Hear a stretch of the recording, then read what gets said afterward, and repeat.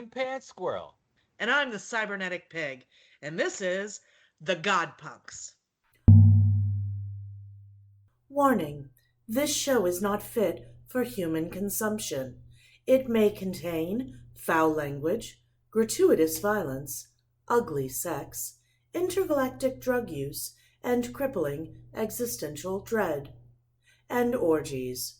There may be orgies. Children, please exit the building. This show is not for you.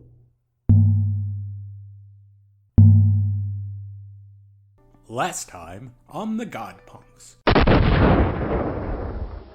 Ant, the dirty, homeless, addicted patron saint of lost things, threw himself in front of Bob's car because Bob looked like he was having a bad day. Bob was having a bad day because he's covered in tesseract snot and is facing in and out of time. Ant found his lost time for him, and Corpsebottom, Lieutenant of Hell, with a thirst for Bob, watched the whole thing go down, and boy, is Corpsebottom thirsty. Meanwhile, Lucy, the ruler of Hell, prepared to battle her twin for control of the dark world by jacking off the sun, giving it a right good 8-armed hando, and sending a solar flare towards Earth. This is where our story begins. In which the demon Corpsebottom decides it's a perfectly good day for Beltaburgers and Mayhem. When Corpsebottom was very young, very, very, very, very young, before Yahweh Inc. was the only game in town, she was freelance. Worked only when she wanted, how she wanted. Mayhem for hire. There wasn't much scratch in it.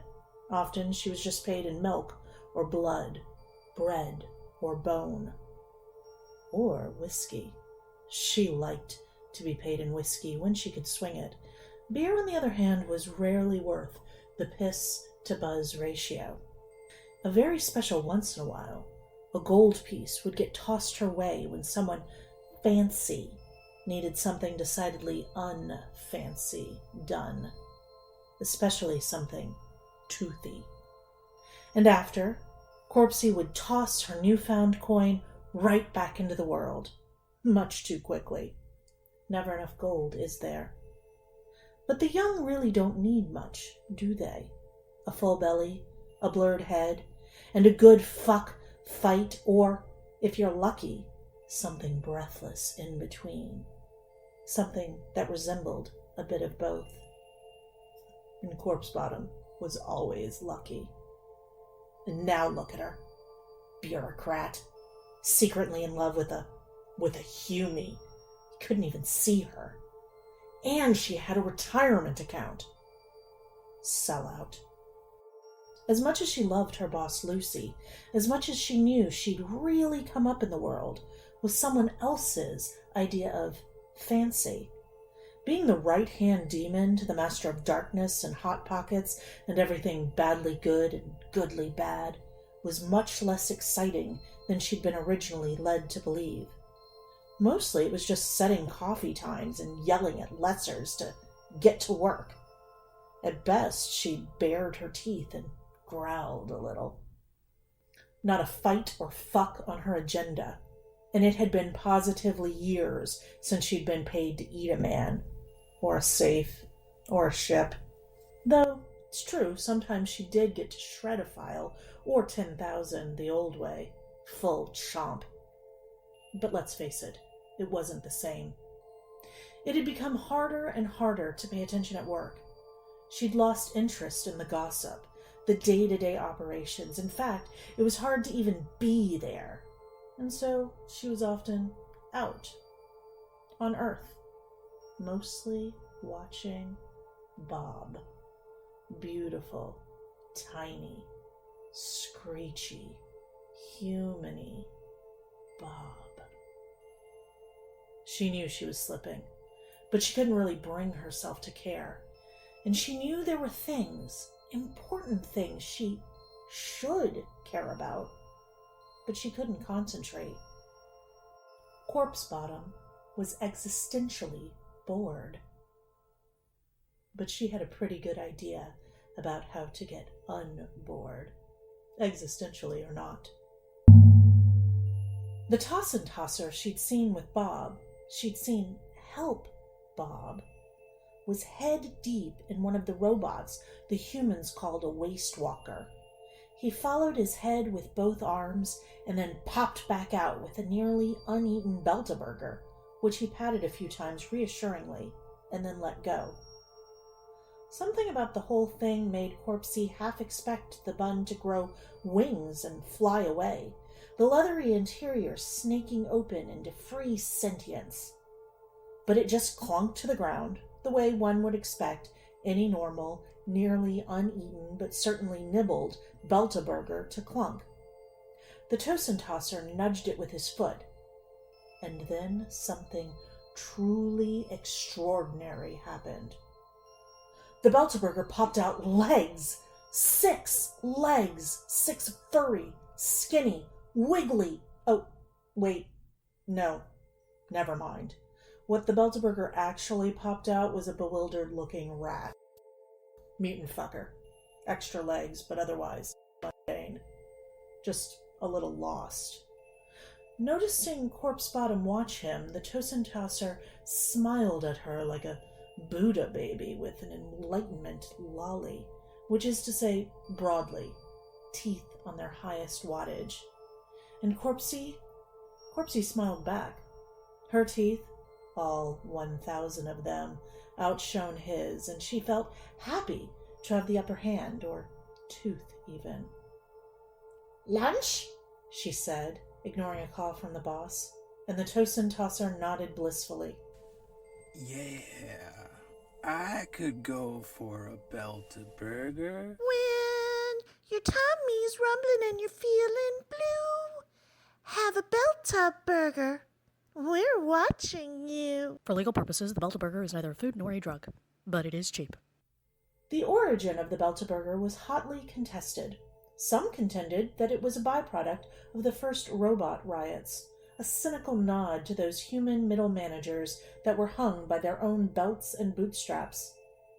Others strongly believed that while it was a byproduct of the first robot riots, it was a petty cash-in on the quote-unquote success of the welterweight Wendigos and their bloody reign over Yellowstone, where the brutal skull-bashing of thousands of trespassers, or tourists as some like to call them, was accompanied by the simple slogan the diminutive environmental transformation robots howled as they punched their ways through skulls. "We belt, you stay belted."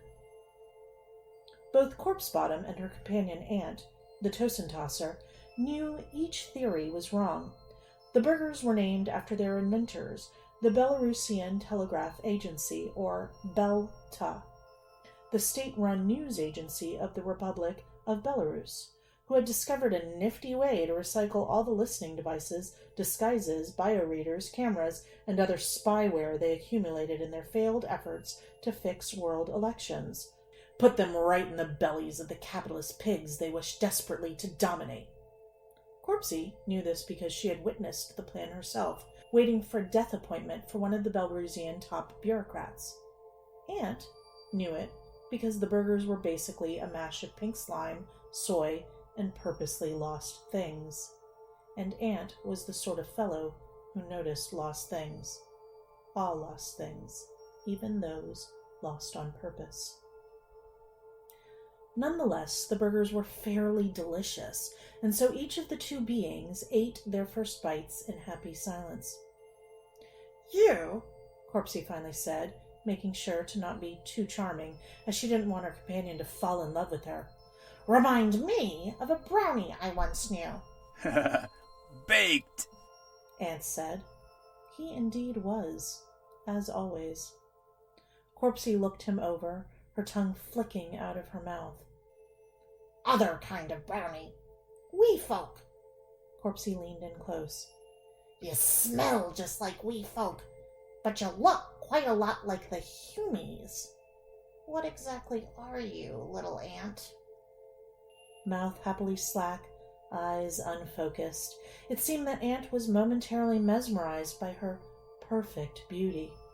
At 3.5 feet tall and the smallest smidge over 2.5 feet wide, Corpsebottom embodied the golden ratio. Perfection. But that was not quite it. Dope. He finally said, a confident if sleepy answer. They once again ate in silence, as Corpsebottom considered this. You Aunt said, mouth open and showing hairy bits of Beltaburger. seem lost. He squinted. Do demons get lost? Lost in the ether? Corpsey considered this too. How would you like to help me? She said, pulling a bit of spring from her incisors. Aunt beamed. He practically glowed. No, he actually glowed. Literally glowed. Was fully, if dimly, aglow. What I'd like to find, she said, Yes? what I can't quite seem to lay my hands on, she said, Yes. what you could really help me with, she said, Go on. what would make me feel all warm and good if I just knew where it was, she said. Do it! Tell me! He bellowed, and then looked full-on startled, as if he'd never, ever heard his own voice above its usual slow, calm, quiet. He put a shaky hand into thin air in front of them and opened it to find a tin-foil packet. He offered Corpsey a bit of brown powder, and not wanting to be rude, she took it, though Tosin was not her drug of choice. Is some trouble, she said, sighing deeply. some violence, mayhem, some fuck shit right-upness. Aunt nodded and loudly sucked the Tosin from his finger, and as if needing something extra, sprinkled a little in his left eye, which bulged and brightened. I can do that. He said, his voice so quiet that the Beltabug in his esophagus couldn't quite catch it. And then, with no warning, not even a flick of the wrist, they were falling, and as Corpsey tumbled and bumbled her way through what appeared to be a bit of tesseract, she howled with unfettered, rage-like glee. And then she suddenly, very suddenly, stopped. Something hit her.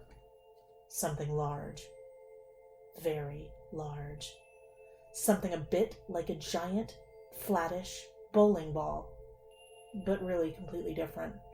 Something bigger than giant, more planet-like, but also fist-like, but also on fire.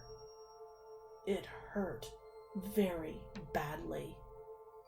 And, the happiest she'd been in years, Corpsebottom stepped in front of little Aunt to keep her new friend safe and opened her jaw very, very, very, very, very, very wide, unhinging, unboning, unphysicsing her mouth. And the fight began for real.